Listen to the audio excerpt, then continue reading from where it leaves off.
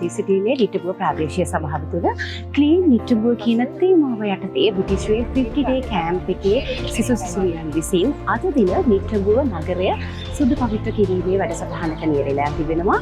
මේ දිනවල විශේෂයෙන්ම පැතිරිලා තියෙන ඩෙන්ගු රෝගය වර්ධනය කිරීම සඳහා තමයි අද මෙවැනි කටයුත්තක් සිදු කරන්නේ.